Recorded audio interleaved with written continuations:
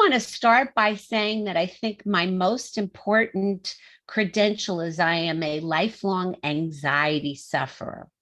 So I have been working my whole life to better understand how the brain mind works and how to work with it. So let's see if I can progress here with my slides. So what I'm going to talk about is how the reward circuitry of the brain. And next week, when you talk with somebody about addiction, you're going to be talking about reward circuitry that didn't work so well.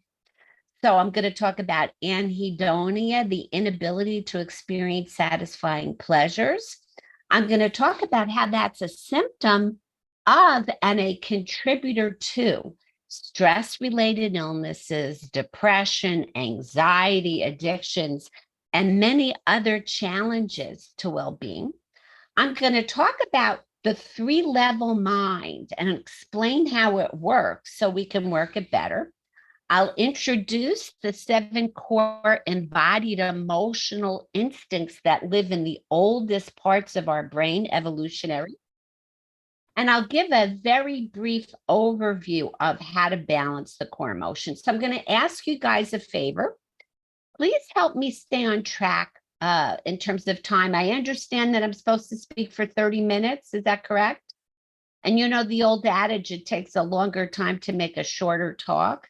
And the past couple months, both my parents died and I've had 2 new grandchildren.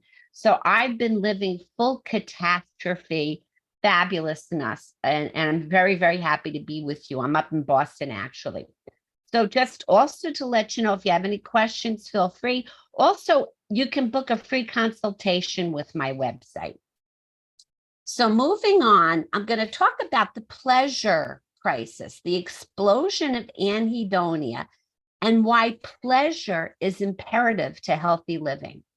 So this is part of a bigger crisis. If you've noticed, there's an increase in the diagnosis of depression, and actually anxiety is running rampant now. So we are a culture increasingly of stressed out people. There's a big bump up in the use of prescribed painkillers, antidepressants, and opioid addictions. This is nothing I think you guys haven't heard. Heroin, illicit pleasure-seeking drug use has doubled between 2007 and 2012. Overdose now is the leading cause of death among Americans below the age of 50. Suicide is a huge problem now. We are a lewd, prude nation, pleasure obsessed, yet pleasure negative. And there's a whole bunch of studies that modern day Americans continue to be influenced by traditional Puritan Protestant morality, implicit moralism, racism, present day hangups about work and sex. And I think it's dividing our nation in a way that's very, very sad. The mental health of young people is declining. Gen Z, significantly more likely to report mental health as only fair or poor. That 27% of the people of that age group are saying their mental health is only fair to poor. Is it a coincidence that these people are digital natives? I write a lot about in my book how we're using attention with our devices is hijacking these core emotional systems. I'll unpack that a bit more. Millennials are doing a little bit better. 15% of them rate their mental health as fair to poor. Gen Xers, 13%.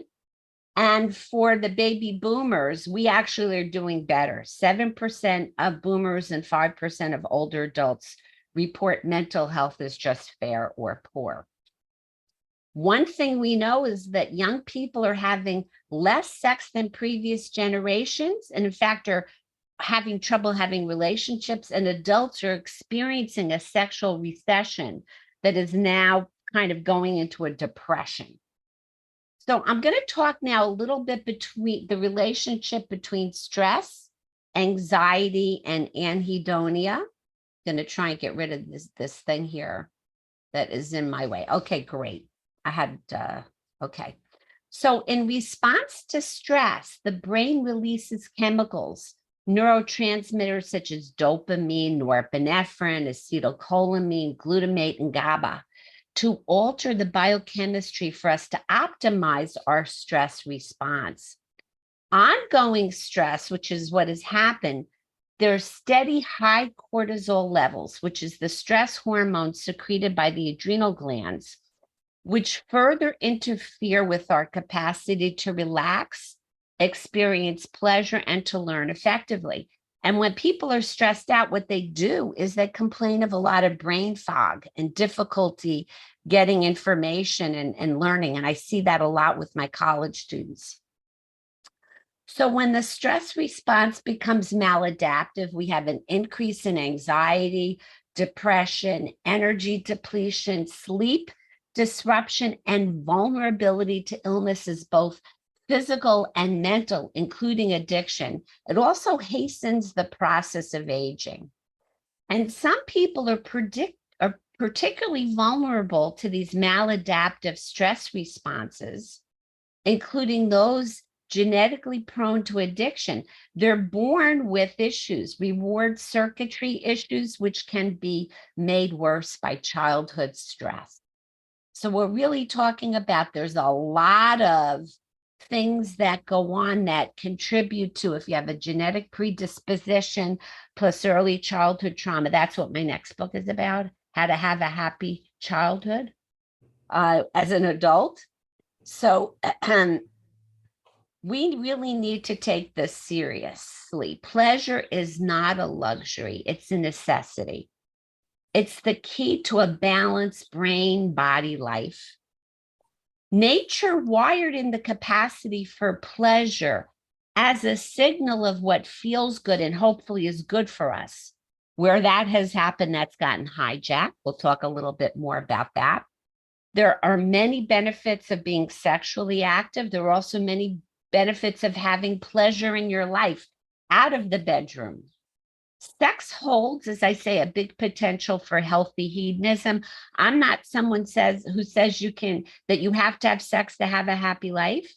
But when people want to enhance their capacity for sexual pleasure, there are lots of ways that we can work with that. And again, we always need to define what's meant by sex. That's a way longer conversation, which we won't get into today. So what I'm going to do now is move into the layman's introduction to the 3 levels of the brain mind. So what I'm going to introduce today are these core emotions that we share with all mammals and many other animals that have just recently, in the past 2 decades, been mapped out, but have not been sufficiently integrated into psychology and medicine, which I'm trying to do something about.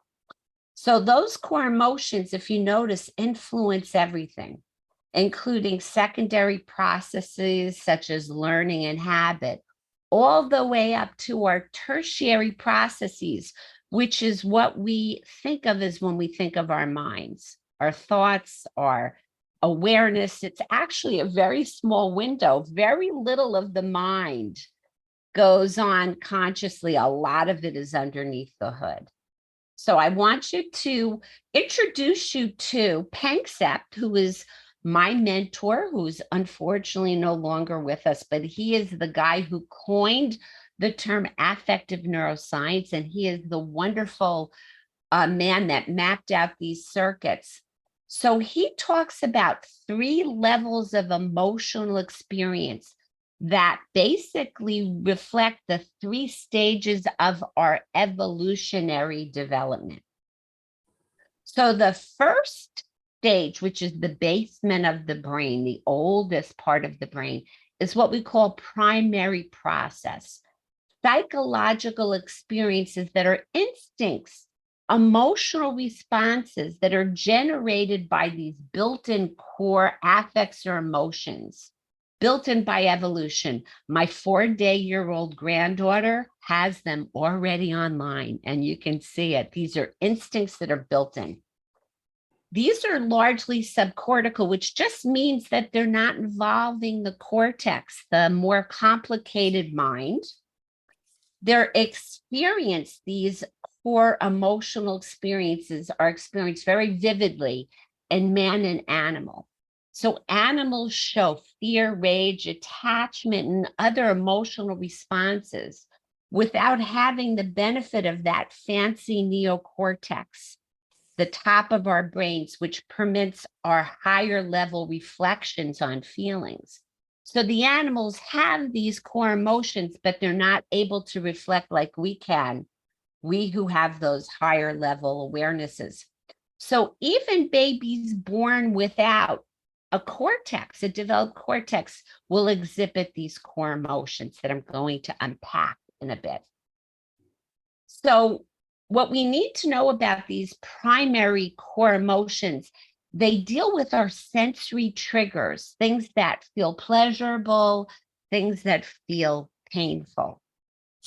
So something perceived as pleasant and pleasurable, the mind, brain, body determines that it's safe for good or good for us, and we want to approach them. That's if things are working well. Something deemed unpleasant, likewise, we tend to automatically avoid. So you see that the reward circuitry it's really not about reward per se, but it's about learning, moving us to learning, moving us away from things.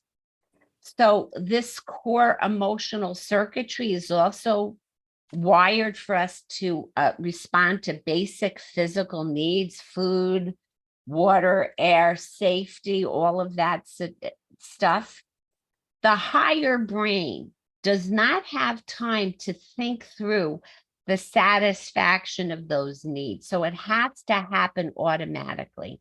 I'm not going to unpack all of the more detailed stuff about how the brain processes the automatic versus the intentional stuff. That's a little bit much for today. But just know that there are different routes that come into the brain. Some are very fast track, and some let us have more slow consideration. So having the raw feelings as the functions of the mind's basement requires no prior learning.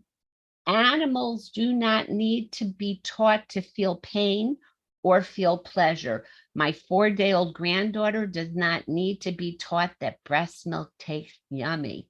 These are pleasurable affects that are built in. So Panksepp said pleasure and pain facilitate survival. I have taken this to the next step with the work. I say pleasure facilitates thrival. So now we're going to unpack the next level of the brain mind, what I call the mid-level brain mind, and that's the learning brain. So that's built upon the foundation of those core wired in emotions. And these are the processes of learning and memory. So these are largely upper limbic. Limbic means the emotional circuits. So the learning is influenced very much by our emotions, and it's in between the emotional brain and the higher brain. So in contrast to the core emotions, which are always experienced, you can't help but feel those states, even if you don't want to. The secondary learning processes occur largely non-consciously. So a lot of when we respond to things, we may not be aware of what that conditioning or that learning is that's influencing us in the moment. And we'll talk a little bit more about that.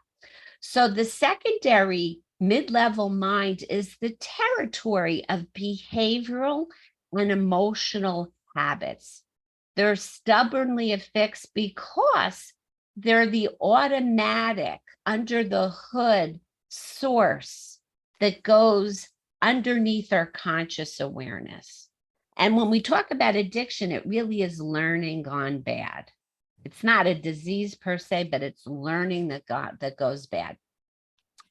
So we need to register that our survival is predicated on learning that becomes automatic. The mind is a habit-making machine.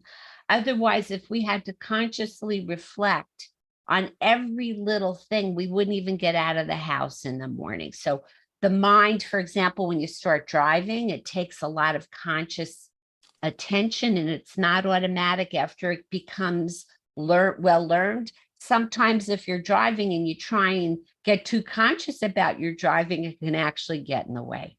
So this is understanding the mind as a habit-making machine. And so this habit-making stuff is in contrast with effortful learning. So learning that requires a lot of conscious attention would be, for example, when you're first learning how to drive, when you're trying to solve a complicated math equation, or you're negotiating a challenging business deal. That requires a lot of the neocortex, the thinking and planning and the consciousness. But that's just the tip of the iceberg. So this level 2 mid-level mind is the territory of what we call classical conditioning. So there's a case in psychology, the case of HM, a man who, because of his epilepsy, they basically removed a lot of his temporal lobe, which meant that he could not form new memories consciously. But if you shook his hand with a painful buzzer one day and you went to put your hand out, he wouldn't remember ever seeing you, but he wouldn't shake his hand. So that's called implicit learning. So implicit learning is the stuff that's happening as a result of the mind being able to learn things below the conscious mind. So now let's move our way up to the top of the food chain, the neocortex, that layer of fabulousness that covers human beings' brains. We call those tertiary processes, and that distinguishes us to some extent from other non-human animals. For example, primates do have cortices, but they're not as well developed as ours. So humans and animals are very similar at the bottom of the brain and very different at the top of the brain. So this top level cortex is involved in our cognitive functioning, our thoughts and planning, allows us to reflect on our experience. When people have damage to that area, particularly the prefrontal cortex, they have a lot of deficits in being able to do those higher level functions. So the tertiary processes of the neocortex allow us to actually have awareness and reflect on our emotions rather than just simply experience it. My dog, who you can't see here, she has a lot of emotions, but she's probably not reflecting on them, saying, oh, I'm really upset that my mother left me yesterday, or I really feel jealous of this newborn that my mother is paying attention to. But they do have all of those same core systems that we do. So using the frontal regions effectively allows us to choose our paths and intentions in conjunction with the working memory, which is a facet of that functioning. That's our conscious window on the world. And actually, that's just a tip of the iceberg. So I like to say that that allows us to regulate our behaviors as long as the basement of the brain, the core emotions, and the learning aspects of the brain are in alignment. Otherwise, we can be very easily hijacked by our strong emotions. And what is addiction? Hijacking. It hijacks whatever people, I just spoke about sex addiction yesterday. It's actually when the using of those behaviors become a way of people coping with negative emotion, and it hijacks their ability to make good decisions. So now I'm going to talk about a little bit why cognitive behavioral therapy is not enough. So these are top-down techniques that rely on us thinking about our beliefs and reflecting on, our thoughts. Sometimes that can't alone we all know what we should do, right? We should drink less alcohol. We should exercise. We should be less angry. We know what to do, but we can't always harness our attention, our emotions to change self-defeating patterns and behaviors. So the top-down techniques are not often effective at harnessing attention, and attention is everything, and behaviors sufficiently for us to implement change. What we don't know is what we don't know. So we don't know how the basement of our brains with our out of balance emotional systems are infusing what we're remembering, what we're paying attention to, what we're focusing on. We always know what's on our mind, but we don't always know which mind is dominant. And when I say the dominant mind, we're going to talk about the core emotions as kinds of minds. So when you get triggered in fear, the world looks scary. When you get triggered into rage, you're looking at angry stuff. So I am very proud of this, along with my 5th grandchild being born this week.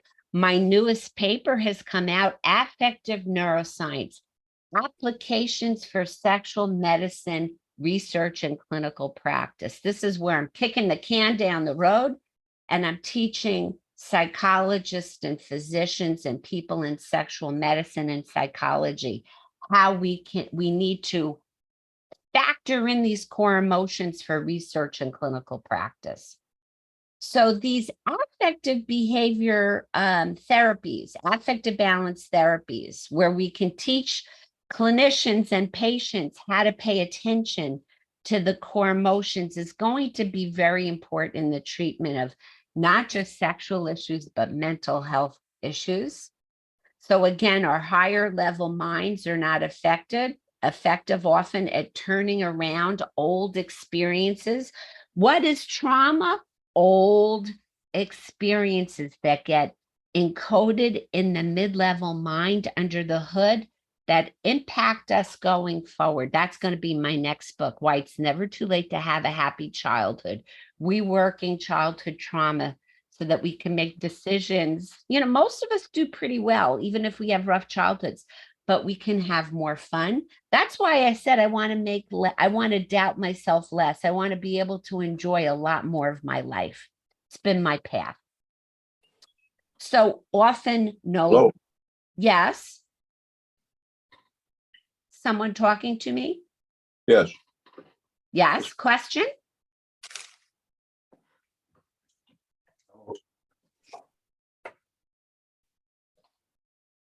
I think he might have spoken accidentally, Dr. Nan. Oh, okay. But just giving you a heads up, it's 8:28, so you got a few more minutes before we get to Okay, I'm going to go through this quickly, really quickly. So we're going to do a crash course. These 7 systems are wired in, we know, because Dr. Panksepp stimulated them in animals, and animals would let him know they liked the stimulation that felt good.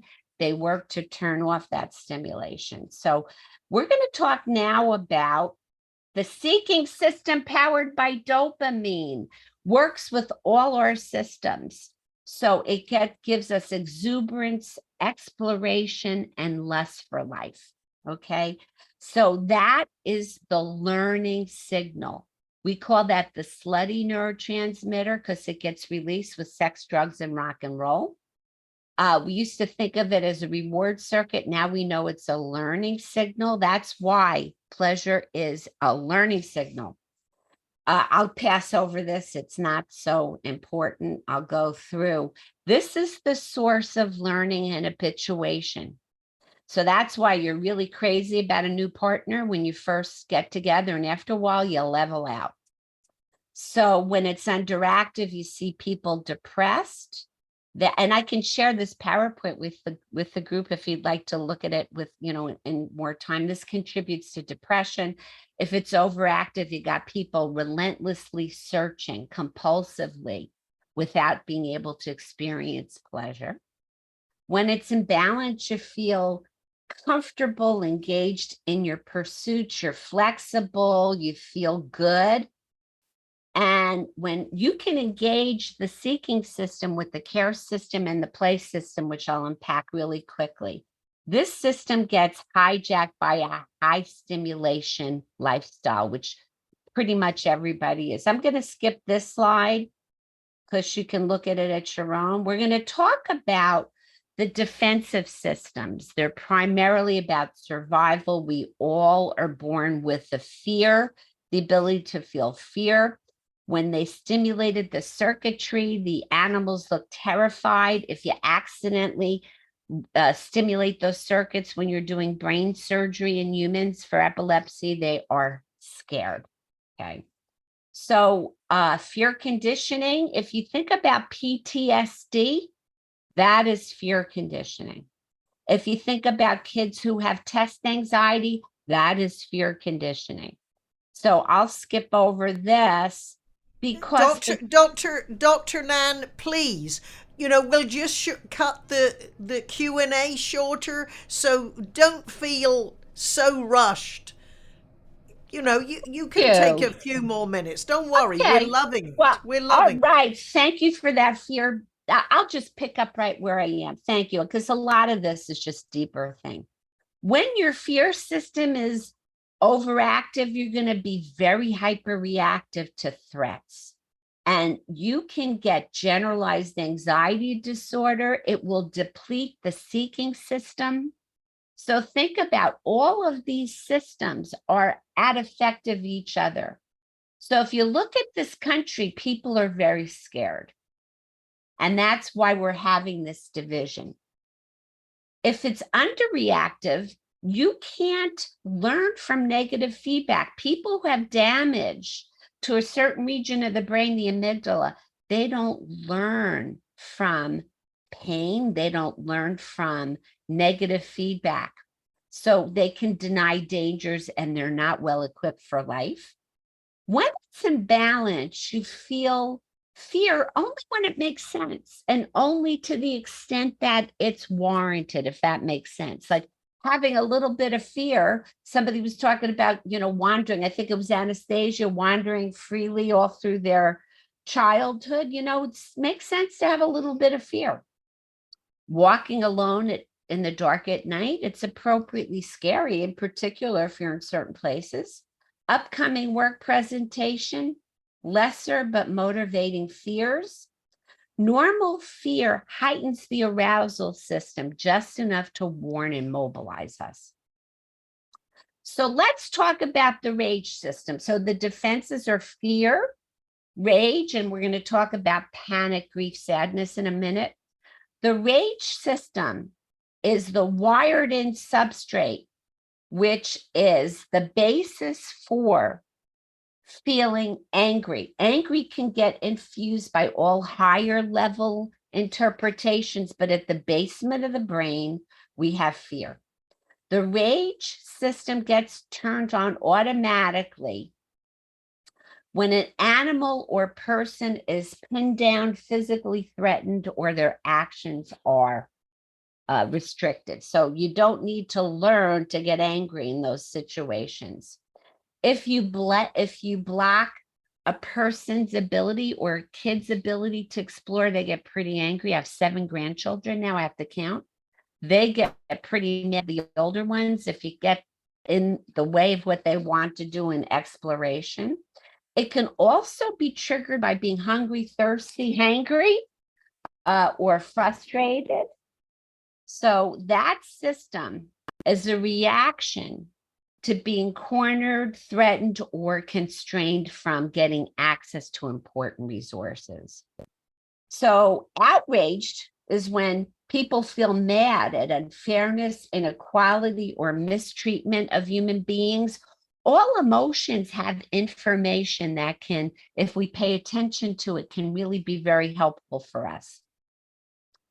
Harnessed rage is a powerful deterrent or motivator. However, it can get out of control and be disruptive. You see a lot of people hot-tempered these days, road rage, angry, being mean to each other on social media. So anger is way more nuanced. When we say anger, we're really talking about the cognitively infused with thoughts and beliefs and learning. So, for example, when people say they feel disrespected, there's some sort of like thoughts and beliefs about how they should be treated. So, our experiences contribute to how and the kind of circumstances that will contribute to anger. So, thoughts, opinions, interpretations, judgments, and beliefs. So, when in balance, the rage system is associated with being able to set boundaries and to defend against threats. And you learn how to take appropriate stands. You learn how to constructively facilitate resolution of conflicts. When overactive, people have hair-triggered temper, and that can be linked to coronary heart disease when people are hostile. When underactive, and you see this in people, they're like doormats sometimes. They don't take stands with partners. They don't take stands. They don't learn how to speak up for themselves. So when people get caught in like a victim mentality or learned helplessness, they're not getting the proper information from the rage system. So now we're going to talk about panic, grief, sadness. Panic, grief, sadness circuitry is what I like to say is the dark side of attachment. When you lose people like grief, you feel it in your body. That's because the panic grief system. It's contributing to life-sustaining social bonds by keeping us close to significant relationships, resources critical for our survival and thrival.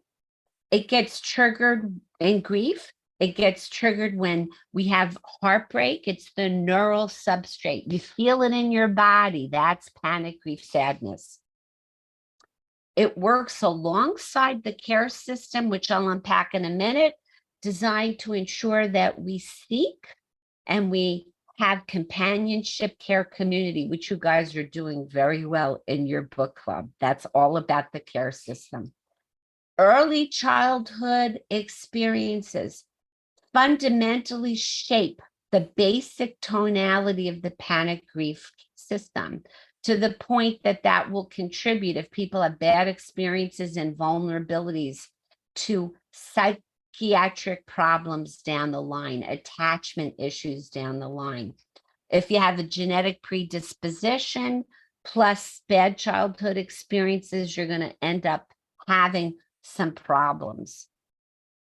So the quality of our earliest social bonds with our caretakers basically dictates how secure we feel in the world with our needs being okay. And that can either, if you have a little bit of anxious wiring, that'll dial it down. If you're not anxious to begin with, it'll dial it up. So early childhood care is key for panic grief. When in balance, it enables us to appropriately experience and tolerate the full range of feelings, including negative ones. So people have addiction issues, sometimes have a hard time with negative affects. They have to turn the channel on their pain. So it also downregulates their ability to feel pleasure. So feeling tolerating emotions is the sign of a well-adjusted person. When you can tolerate your feelings and partner's feelings and kids' feelings, that's a very good sign. When it's overactive, you can have an anxious attachment style and difficulty separating from people. You can also end up with a panic attack disorder. If it's overactive panic grief, you can have a lot, it can be a sign of trauma. When underdeveloped, people might be avoidant of attachment. They don't, or dismissive. Those attachment styles are very much formed by early childhood experiences in conjunction with our predispositions. So I'm going to talk to you about care, play, and lust right now, and that'll be pretty much it. Care is love. Roxy Music used to say, love is the drug and I need to score. The care system runs on our internal opioids, our brain's own produced painkillers. So that's hardwired, that plus oxytocin. So we attach to our young and eventually our parents, our friends, our partners. That is the system of feeling good, feeling good. Chemicals give us the satisfaction of well-being. People who have that capacity feel pleasure. If that system is messed up, they're not going to be able to feel pleasure through ordinary, everyday kind of activities. The care system is the physiology of motherhood. It's the physiology of love. When we're seeking, people are seeking all sorts of things. You see them, they're on the internet, they're looking. What we're craving, the seeking system is about craving, it's not satisfying. What we really need is the satisfaction of the kind of connections that evolution has wired us for: social contact, connection, and love. And that really needs to be a lot more face to face and flesh to flesh than most young people are experiencing, which is why they're having so many problems. So when in balance, you feel insecure in your relationships, you have reliable sources of support, you join this kind of book group, you're social, you're able to love people without trying to control them. So you have secure love, you're in touch with your self-love, you practice self-care, you have good boundaries. Boundaries are good self-love. You can give without giving yourself away. You don't have to do so much people pleasing, which is someone mentioned before. When it's overactive, you might have difficulty seeking enjoyment, fun, and sex. Because you're so concerned about taking care of others, you're not really taking care of yourself. So it's a nice balance. Underactive, you're not making social bonds. So, you can see that an underactive care system will affect our ability to connect with people, and it will also undermine access to our lust system. Lust is another system. So we're going to talk about play. Play is a wired-in system. It's the joyful occupation of all young mammals. It's how we explore, experiment, learn about the world, socialize, rehearse skills that we need, competition, cooperation, from hunting to foraging to courtship and mating. Play is how we learn to get along with others. So one of the big problems that we're having these days is that kids are prevented from engaging in rat play. So rat play is rough and tumble play. So kids actually being able to play freely, to kind of do like puppy piles and to actually interact, deprives them of the activities that shape and develop the finely tuned social brain, so necessary for the balanced care panic continuum. People are very worried about kids touching each other. Children deprived of sufficient opportunities for physical play are at risk for developing hyperactive urges, distractibility, and restlessness that gets misdiagnosed as ADHD. It's overdiagnosed. Expecting kids to sit in school and be still all the time is not working for a lot of kids. And this lack of the cultivation of that learning may also be why our young people, the 20-somethings in particular, are having a hard time adapting to relationships. So when play is in balance, you have a good sense of humor, you know how to relax, you have hobbies, interests. If you're overactive, you might end up being one of those people who's always chasing play, like the Peter Pan, not committing to a partner, not settling down into a job. Put high play and high seeking, people might have trouble settling down and focusing. And, for people like me, who, because of my level of stress, that will downregulate play, it makes it hard to relax and have fun. So if you were unable to play as a child, you might end up with being very awkward and have trouble managing your stress. You might end up being very self-conscious and controlling. The last system, lust, is a circuit that's wired in. It's the urge to merge. It's a kind of social glue. It bonds important affiliation with people and places. It's more than just sex. It's the ability to connect, give us good experiences and connection with self and others. In order for people to, for lab animals, even lab animals need to have social skills in order to be able to mate. So we really need to, we have this motivation that can develop social skills across species. And it's really good when it's in balance. You can experience desire for sex and satisfaction when you have it. You feel comfortable with your desire level, even if it's not a lot of desire. When you are open to exploring ways to experience pleasure, I say lust for life outside of the bedroom is important. When overactive, you can show, as I talked about yesterday in a podcast, out of control, inappropriate, harmful sexual behaviors, over involvement with pornography, masturbation. When people are not able to regulate their emotions, they use sex in a way as a drug. When underactive, some people just have no interest in sex, and that's only a problem if it's a problem for the person. So when the seeking, rage, fear, panic, grief, care and play systems are out of balance, that can impact lust. When any emotional system is out of balance, it can affect lust and the other systems. And now, last but not least, I'm going to show you, these are results from my clients from something called, sorry, I got to go back one, the Affective Neuroscience Personality Scale. It doesn't measure lust, because if you ask people about sexual questions, you're going to get all sorts of reactions, probably on the other things. But here you see somebody, their seeking system is just average, but look at the anger system. Look at the fear system.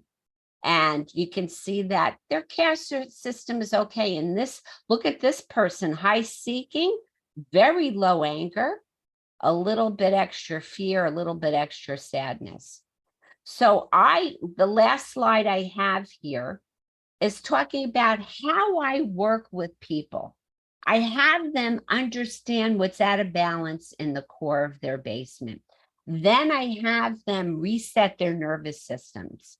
So it's a longer conversation, but one thing you can learn to better balance your nervous system so that you can relax and help those core emotions go into better balance is how to engage the calming, restorative part of the nervous system by taking a long, smooth inhale and then making your exhalation just a little bit longer than your inhale. And what that tells your body is that you are safe, and then it kicks it into what's called the parasympathetic tone, which is the opposite of flight or fight. Most people now are living in perpetual activation of what's called the sympathetic nervous system, which is why we're ending up with cardiovascular problems, high blood pressure, anxiety disorders, aging, all of these stress, even cancer is contributed, if inflammation contributes, and anything that takes your body into out of balance contributes to that. So what we can do is we've got to work with the body first. That's why affective balance therapies are important. Get them into a restored, actually balanced space, and then teach them how to create new focus from the problem frame, which is what is wrong.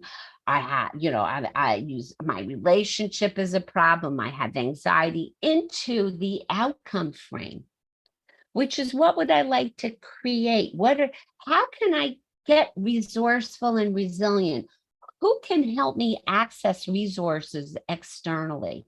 So, for example, if you looked at those people, how they were out of balance, if they started working on creating a feeling of safety in their bodies that downregulates fear, if you can step into focusing on feeling calm that downregulates rage, and if you can focus on that you have all of the resources internally to create everybody and everything already that you need, you can start feeling more secure. So my own recipe or blueprint for Nan is I'm a calm, confident, courageous, playful, joyful leader.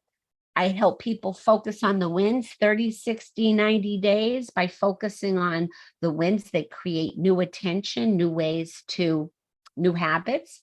We see challenges as opportunities to commit to new ways of being.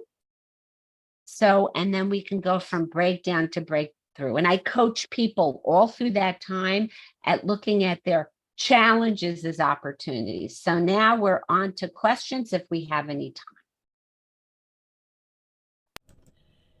Well, yeah, I just feel like I've had I'm taking a PhD course. I feel considerably, I feel very, very lucky because I had wonderful parents and a great relationship with my brother. And I know that was a good foundation for having a happy life. So let me pass it over to Carl to take any questions. I know there were lots of chatting. We do have requests for your PowerPoint. If you send it to Anastasia, I will make sure anyone who Delighted. wants it. And Yeah. anybody who wants to sign up through my website for a free consult, I can talk about, answer questions, do whatever you'd like to dive a little deeper into this. Certainly. And all right. We have a few hands up. Anastasia, we can start with you. Thank you. So first off, Dr. Nan, this was fantastic, as I expected it would be. I primarily just want to let everyone know that I have dropped your information in, and I'll drop it in again to the chat. So please definitely get her book. Her book is awesome. I found it to be incredibly beneficial. And do her a solid, please. If you get the book, please do a review on Apple. I mean, not Apple. I'm so used to speaking podcasts. Amazon reviews are very helpful for an author to be discovered.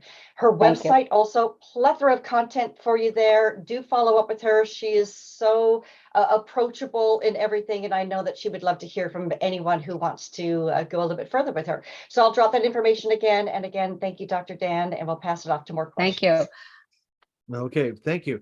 Now, please do keep questions brief, as we are almost out of time. Bill, go ahead. Good morning, Dr. Wise. Thanks very much for your time this morning. It was a very interesting presentation. I'm in the process of putting together a what I call a wilderness workshop experience for first responders and wounded veterans and folks like that with veteran problems. And I have a small team, and one of them is a retired fireman who introduced me on our last field trip. We had 3 of them in 2023 out in the backcountry, and he introduced me to a system of deep breathing promoted by a scientist by the name of Win. I think his name is Win Hof. It's deep. I think I've heard of this stuff. Yes. And so I've been trying it since, and I swear that I've seen marginal improvements in those 3 levels. Well, actually the 2 top levels, physical and I think mental. I just wondered if you had heard of them and what you think of them. I think it's wonderful. And one of the things that I impart to clients is that you don't even have to get into the quite as fancy stuff as he does.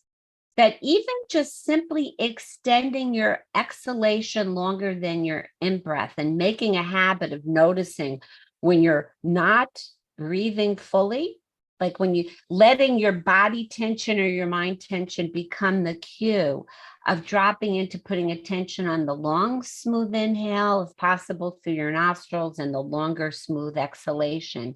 That just that very simple process over a bunch of days even can start making a big difference. What you're teaching yourself to use your cue of tension to create a new habit of dropping into that parasympathetic space. So, I think people think, oh, you got to do these more involved things. And they're wonderful if you have the time, attention, and energy. But really the basic breath, I do teach more involved things that I've learned from yoga, working with energy locks. But the basic breath seems to do a real good job at modifying the arousal of the nervous system as a habit. Thank you very much. Good presentation. Okay, Janelle.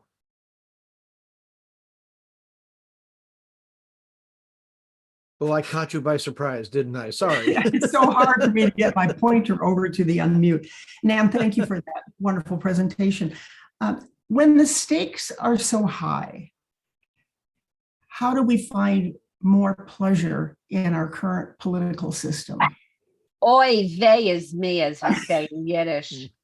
What we need to do is really tap into what I am an Ericksonian hypnotherapist. And what that means is I'm trained in a kind of hypnotherapy you don't even have to go into trance to do. What I do is I tap into a sense of safety in the moment. In the moment, you are safe. Even if you have looming worries about the future, tap into feeling safe in the moment and remind yourself that you have all of the inner resources to create everything and everybody that you need, going forward. And I like to think that in spite of all of the craziness going on, that generally people are good. And it's true, most people are good people. And that, think about the collective. How can we be kind and nice and calm so we contribute to a collective where we hold the space for us to learn together? Thank you. I understand that very well. Yep. So Do we have more questions? Do we have more questions? Anybody? Raise your hand. Yes, Susan. Yes. Thank you. And should we translate oy vey? If you don't know what that means, it means I cannot believe this happened. But I want to thank you for that. I took copious notes. The deep breathing, thank you for mentioning that. That's been very helpful for me. But I also, to just change the subject a bit, I also want to say that our speaker for May 1st, Dr. Robert Wolf, is in the house, which I didn't notice before. We're going to get to hear from him. But I think that what you've laid out for us, I do feel like my brain is bursting with PhD work. I don't know if I understand it all, but thank you so much. This was illuminating. Let me say something. Actually, why good sex matters is not really about sex. It's looking at our relationship with sex and underneath that pleasure as a tutorial for how the brain mind works. So it unpacks these issues with just the lens of sex is looking at our relationship with pleasure. So that's why my next book is not going to be about sex. It's going to be helping people be able to figure out. It's actually it would be a book before the sex book, how to be able to work with your core emotions. So you're making different decisions as if you had a really happy childhood, a different kind of recipe for yourself and your world. Ooh, that's the good title for your book. And for those who feel this was very dense material, just remember the recording will be on YouTube shortly. Right. Go and watch that again. I'm going to.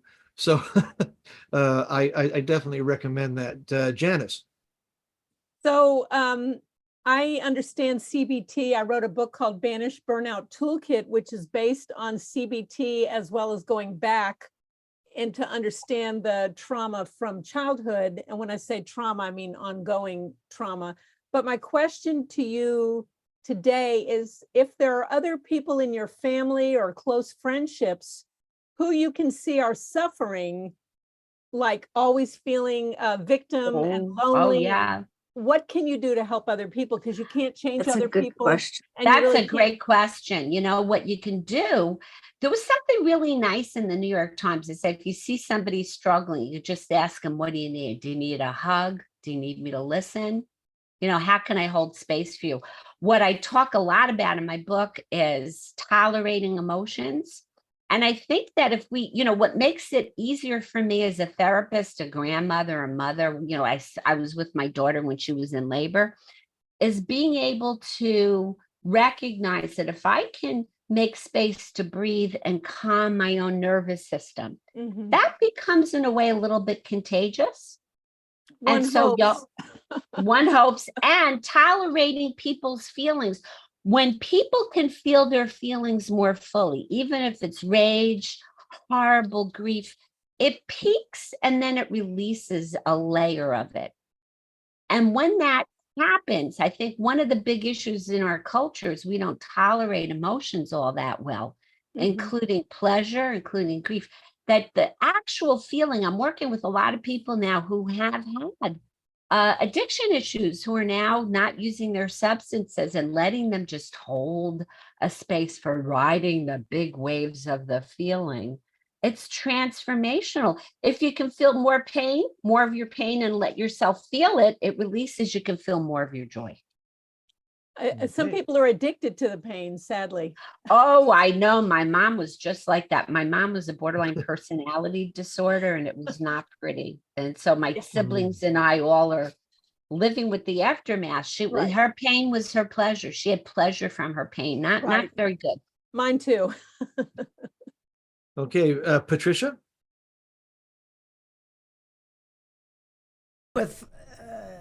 Thank you for an action-packed, really stimulating presentation. Susan Rowan, Jim Prost, and a couple of other friends are going to have a very wonderful, joyful day full of going to an exhibit, and then some of us are going to Carol Kelby's this evening for a soiree. If any of our local members wants to join us, we have room for a couple more people. Just let Craig know, or really directly as well to Carol. And I want to thank my friends who saw the notice about this on LinkedIn and reached out to say could they pop in. Every week we have different interesting speakers, different subjects, human interest. We invite you to come back next week. And yes, Richard Wolf, who is reached out to me, Mr. Wolf, yes, Dr. Wolf, reached out to me and congratulated me for being president. And I clicked on and saw what an interesting person he was, and not even knowing him, said, hey, would you speak to us? And Susan has already booked him for the 1st of May. I think Linda Sage, you might be hearing from my pal Rowan about your work with the bad guys. We like to hear all sides. And as your relatively new president, thank you for your attendance. Thank you for your attention and your enthusiasm. We welcome you to come back if you like us. Like a huge amount of speakers on this call were speakers for our group and liked us enough to stay around and become members. We had an announcement about Les Anderson and his celebration of his contribution to the Boys and Girls Club. Now, he is 90 years old, now our oldest long-time member.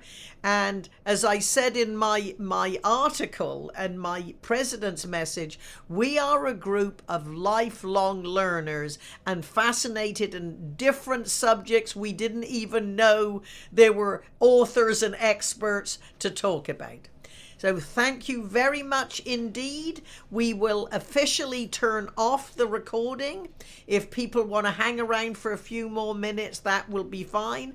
And we would love to see you next week to hear a story of redemption from one of our local newscasting heroes. So with that, thank you very much. We appreciate your attendance.